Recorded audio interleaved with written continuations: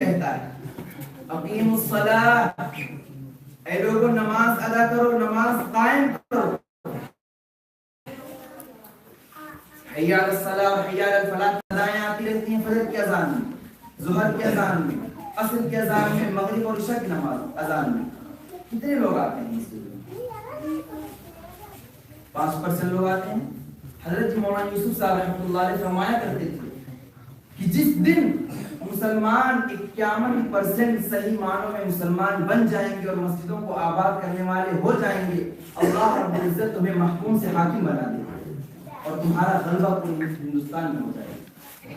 لیکن آج آپ تحقیق کریں تو 100 میں سے صرف اور صرف 5% لوگ ہوں گے جو صحیح معنوں میں مسجد میں آتے ہیں. تو حی علی الصلاۃ حی علی الفلاح کی صدائیں آتی رہتی ہیں، آؤ نماز کی طرف، آؤ کامیابی کی طرف. ہم نہیں آتے. میرے دوستو ہمیں اولاد کو ڈرنا چاہیے کہ اللہ رب العزت اگر ہمیں چوک چوراہوں پر کھڑا ہو کر کے 4 جوتے لگوا دے تو ہماری کیا حیثیت، ہم کیا کر لیں گے. بہت سارے لوگ کہتے ہیں نا کہ ہم بہت کچھ کر لیں گے، دوستو کسی کو کچھ نہیں چلتا. اللہ اگر غفور الرحیم ہے تو اللہ شدید المحال بھی ہے. اللہ اگر محبت کرنے والا ہے تو اللہ بخش ربک لشدید بھی.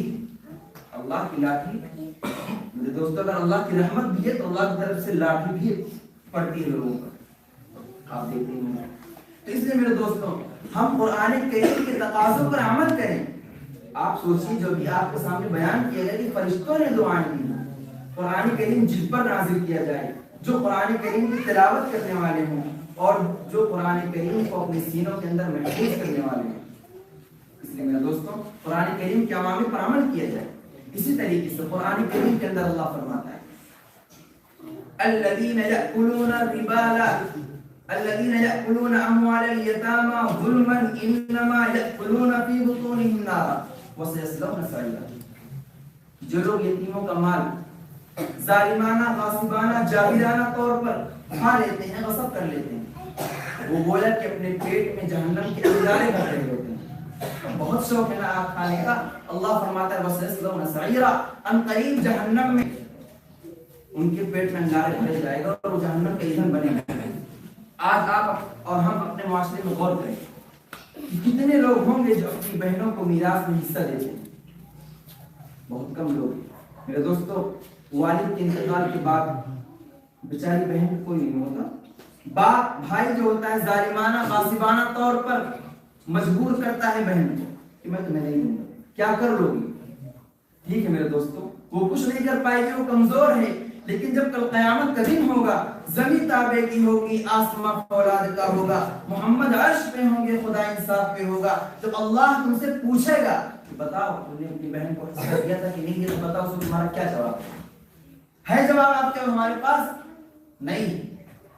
کل قیامت کے دن 4 سوالات کیے جائیں گے میرے عزیزو، 4 سوالات. لا تزول قدم عبد حتى تسأل عن 4 في يوم القيامة. کہ ایک آدمی کے کام قیامت کے دن اپنی جگہ سے اس وقت تک نہیں مل سکے گا جب تک کہ وہ سوالات کے جوابات نہ دے دے. اللہ پوچھے گا عن عمره فيما افنى، زندگی کی کتنی مقدار ہمیں اور آپ کو معلوم نہیں، لیکن اللہ پوچھے گا عن عمره فيما افنى کہ لوگوں بتاؤ جو ہم نے تم کو 40 50 60 70 80 سال یا جتنی زندگی دی تھی، بتاؤ تم نے اس زندگی کو کس کام میں خرچ کیا. وعن شبابه فيما ابلغ. ایک جواب مکمل نہیں ہوگا فوراً دوسرا سوال ہو جائے گا. بتاؤ اے نوجوانوں، جوانوں کو مخاطب کرتے ہوئے اللہ فرمایا وعن شبابه فيما ابلغ. جوانوں بتاؤ جو ہم نے تم کو طاقت دی تھی، قوت دی تھی، جس طاقت اور قوت کے نتیجے میں تم ہر وہ کام کر سکتے تھے جو اور دوسرے لوگ نہیں کر سکتے تھے، بتاؤ تم نے اس طاقت اور قوت کو کس کام میں خرچ کی. ماشاءاللہ. وماله من اين اكتسب وفيما انفق. یہی میں آپ کو سنانا چاہتا ہوں کہ لوگوں بتاؤ جو تم نے مال کمایا کہاں سے کمایا، کہاں خرچ کیا. آج کوئی پرواہ نہیں ہوتی. مال آتا ہے آتا رہے، کہاں سے آتا ہے، کتنا آتا ہے، کیوں آتا ہے، کوئی تمیز نہیں ہم کرتے. بس آتا ہے آتا رہے، پیٹ بھرتا ہے بھرتا رہے. دوستوں کل قیامت کے دن تیسرا سوال ہوگا، یہ جھوڑ دینے والا سوال ہوگا. اسی لیے اگر آج آپ اور ہم اپنے مال کے اندر حرام کو شامل کریں گے تو یقیناً تو قیامت میں ہم جواب دے سکیں گے اللہ سے. یقیناً ہم اور آپ اللہ کو جواب نہیں دے سکتے میرے عزیز۔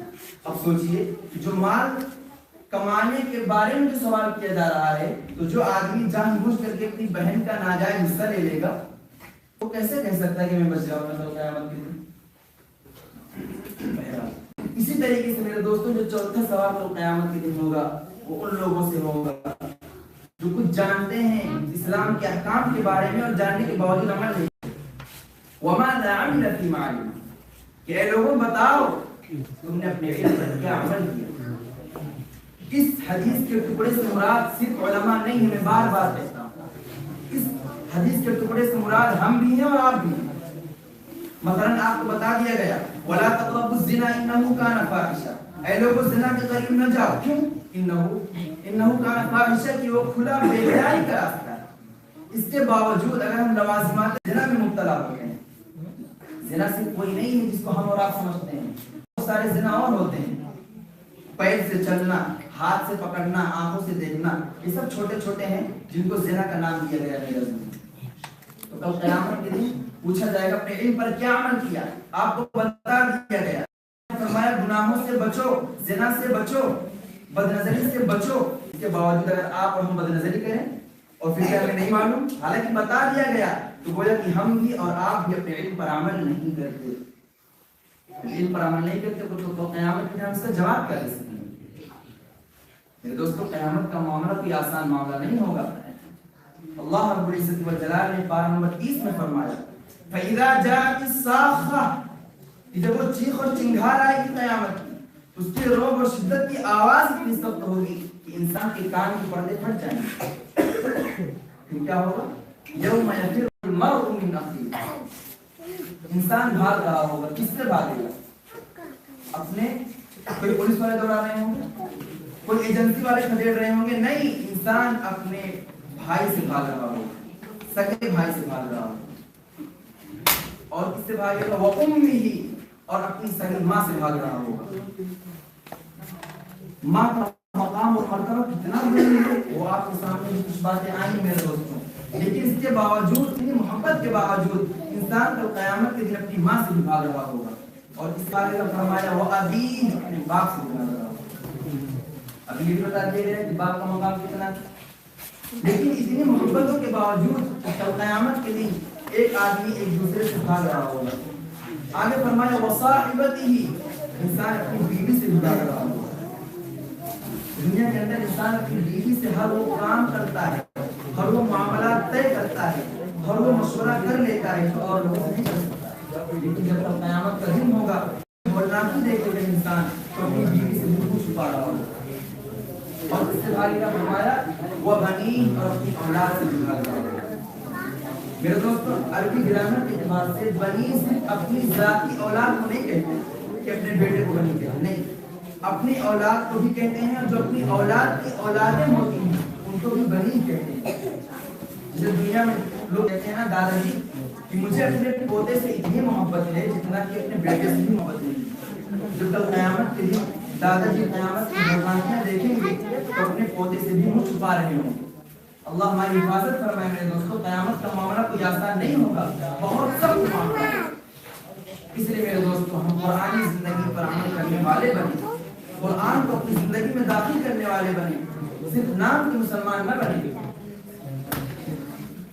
تعصي الإله وأنت تظهر حبه وهذا لأمر في الخيار بديع لو كان حبك صادقا لأطاعته فإن المحب لمن يحب مطيع۔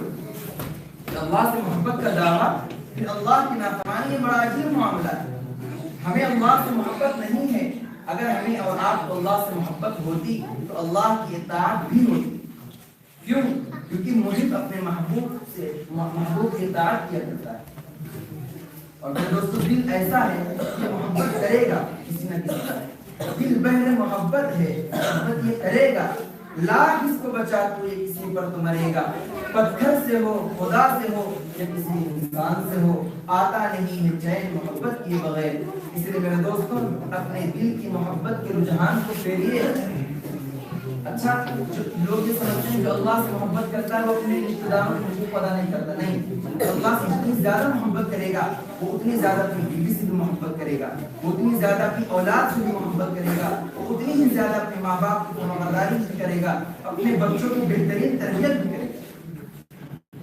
ایسا معاملہ نہیں اسلام کے اندر. اسلام نے ہر ایک کے منصب الگ الگ بیان کیا ہے. اس لیے میرے دوستوں اسلام کی زندگی کو اپنے اندر اپنانا چاہیے، علماء سے پوچھنا چاہیے، پوچھ کر محتاط زندگی گزارنے کی ضرورت ہے. قدم قدم پر راہزن بیٹھے ہوئے ہیں جو ہمارے ایمان پر ڈاکہ ڈالنے کے لیے بالکل محتاط، اور اپنے مکاتب کو مدارس کو بہترین مضبوط کرنے کی ضرورت ہے. اپنے بچوں کو ابتدائی تعلیم اچھی دینے کی ضرورت ہے. یہ نہیں کہتے کہ انجینئر نہ بناؤ، ڈاکٹر نہ بناؤ، نہیں، آپ بنائیے اور ضرور بنائیے. امت کو بہت سخت ضرورت ہے اچھے مسلمان لیڈر. مسلمانوں میں اچھے لیڈر بہت کم ہیں میرے دوستوں. آپ ضرور بنائیے، بلکہ فرض سمجھ کے بنائیے، لیکن بھائی ان کو اسلام سے تھوڑا بہت روشناس کرائیے تاکہ ان کو کوئی ملحد اپنے چنگل میں نہ پھنسا. اللہ رب العزت والجلال کے سننے سے زیادہ عمل کی توفیق عطا فرمائے.